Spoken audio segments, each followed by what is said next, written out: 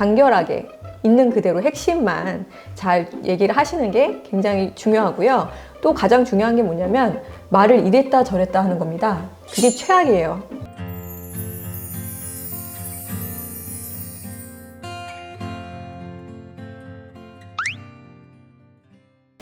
안녕하세요. 법률사무소 봄의 대표 변호사 정윤주, 법률사무소 봄 대표 변호사 이완수입니다.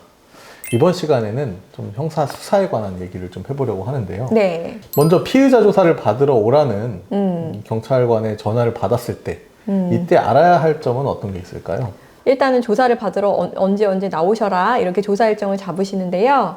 자, 제일 먼저 하셔야 될 거는 제가 항상 강조하지만 고소장에 대한 정보공개 청구부터 하셔서 내가 실제로 어떤 죄명으로 얼마만큼 어떻게 언제 어떤 이유에 의해서 고소됐는지 최소한의 기본 정보는 아셔야 되거든요. 네. 그거를 제일 먼저 하셔야 되고요. 자, 두 번째로는 내가 피의자 조사를 받게 된 거잖아요. 그렇죠. 네, 피의자 조사를 받게 되었다는 것은 이미 이 고소가 적어도 한 달 전쯤에 이루어졌다라는 사실을 아셔야 된다는 겁니다. 네. 왜냐하면 경찰서의 그 수사 절차는 일단 고소인이 고소장을 접수하면서부터 시작이 되고요. 고소장을 접수하게 되면은 일반적으로는 한 2주에서 한 달 이내로 그 고소인 조사를 먼저 마치게 됩니다. 네. 그리고 고소인 조사 마치고 나서 수사관님이 그 고소장과 그 고소인 조사의 진술 조서를 토대로 지문 리스트 같은 거를 작성을 하세요.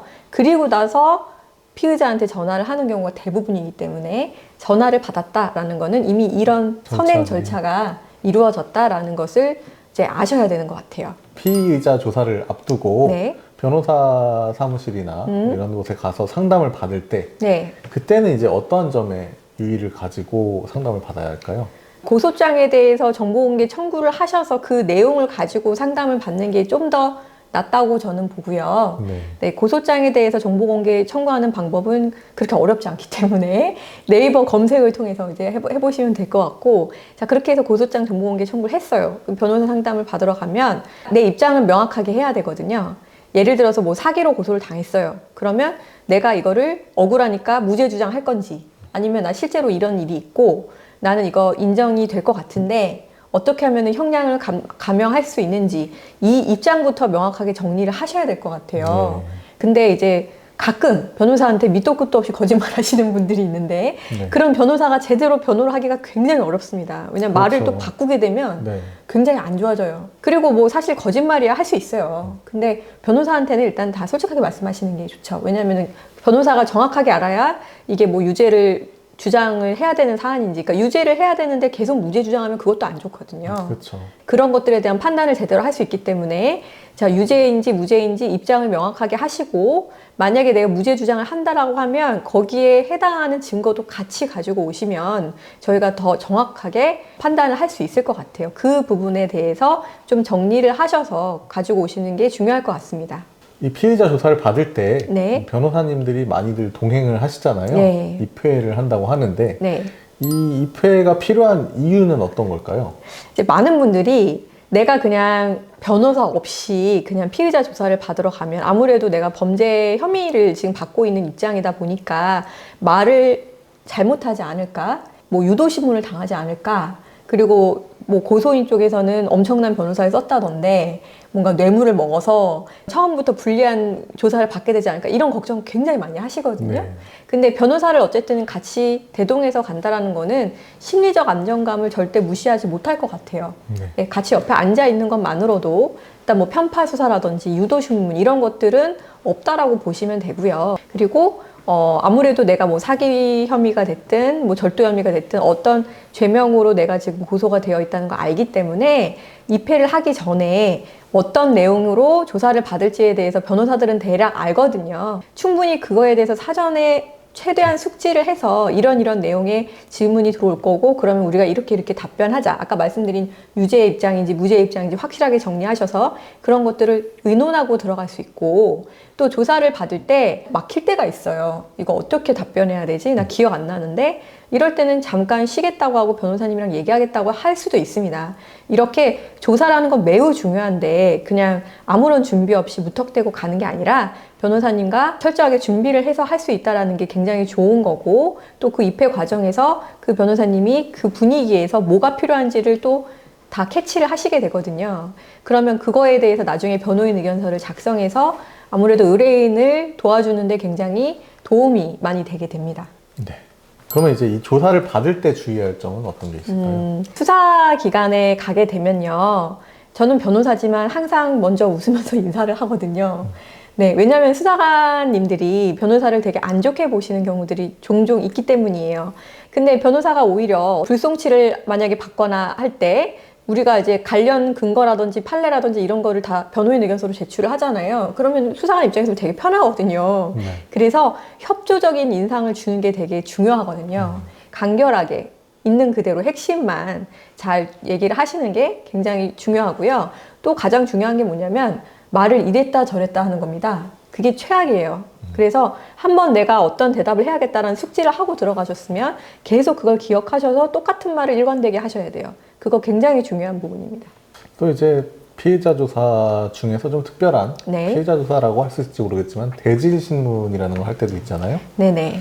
대질 신문은 왜 받게 되는 걸까요? 보통 재질 신문을 받는 경우는 무죄 주장을 한 경우이거든요. 네. 자, 우리가 만약에 어떤 사기 고소를 당했어요. 그랬는데 피해자 조사받으면서 네, 맞습니다. 저 사기 쳤습니다. 이렇게 인정을 하면 조사가 끝난 거예요. 그냥 네. 인정. 그리고 바로 송치가 되는데 아니요, 그런 적 없습니다. 저 그런 일 없습니다. 그 자리에 없었습니다. 이렇게 부인하는 거죠. 그러면은 자, 고소인은 했다고 하는데 피해자는 안 했다고 하고 그러면 수사관 입장에서는 둘 중에 한 명이 거짓말을 하는 거잖아요. 그렇죠. 네. 그런 경우에 둘 중에 한 명이 누가 거짓말을 하는지를 밝히기 위해서 하는 게 일단 대질 조사고요. 두 번째로 증거가 명확하지 않을 때도 대질 조사를 합니다. 네. 한쪽은 O라고 하고 한쪽은 X라고 하는데 증거가 확실하게 있어. 그럼 대질 조사 안 하죠. 그 증거로 결론 내려버리면 되는데 서로 말만 해요. 그러면 둘 중에 하나 거짓말을 하고 있고 확실한 증거도 없으니까 수사관 입장에서는 증거를 남기기 위해서 대질 조사를 합니다. 그럼 이 대질 조사를 받을 때는 이제 피해자 조사 때 주의하는 점 외에 또 네. 주의할 점이 있을까요? 대질 조사 하다 보면 고소인과 같은 자리에 앉아 있게 되잖아요. 네. 그러면 그 자체로 흥분하시는 분들이 있어요. 아, 많죠. 보통 대질 조사는 하나의 질문을 이렇게 번갈아 가면서 하게 되는데 자, 고소인한테 질문했는데 고소인이 네, 사기 친 게 맞아요 라고 얘기를 해요. 그러면은 갑자기 피의자가 자기한테 말한 게 아닌데 갑자기 화를 내면서 그렇죠. 아수라장이 되는 거죠. 그런 경우가 있죠. 네, 그런 식으로 감정적으로 대응을 하시면 절대 안 됩니다. 어떤 말을 하고 싶으시면 항상 수사관님을 보면서 얘기를 하시고요. 상대방 쪽 보지 않으시는 게 좋을 것 같고 그리고 감정적으로 흥분하면 아수라장이 되고 조사 자체가 잘 이루어지지 않게 되기 때문에 감정적으로 흥분하지 않는 거 이거 주의하셔야 될 것 같아요. 네. 여기에 덧붙여서 이제 거짓말 탐지기 네. 조사를 제의받을 때가 있잖아요. 그렇죠. 이때는 응하는 게 좋을지 아니면 안 하는 게 나을지 궁금해들 하시는데 네. 이건 어떻게 하면 될까요? 거짓말 탐지기도 마찬가지로 증거가 없는 경우에 주로 하게 되죠. 뭐 예를 들어서 성범죄 같은 경우에는 진술만 있잖아요. 내가 추행을 당했다고 얘기하는데 피의자는 자기는 그런 사실이 없다라고 주장을 해요. 그럼 둘 중에 한 명이 거짓말을 하고 있는 거니까 이건 대질 신문이 아니라 그냥 정황 증거긴 하지만 거짓말 탐지기를 해서 누가 거짓말하는지를 보려고 하는 거잖아요. 네네. 그러면 당연히 내가 적극적으로 그 수사에 협조를 해서 거짓말 탐지기를 하면 되는데 이런저런 이유를 대면서 거짓말 탐지기 안 할 거예요 라고 하면은 아 제가 뭔가 캥기는 게 있어서 거짓말 탐지기를 안 하는구나 라는 심증을 줄 수 있잖아요. 그래서 적극적으로 수사에 협조하겠다라는 의사를 표명하시는 게 좋다고 보고요. 그래서 잘 협조하시는 게 중요할 것 같습니다.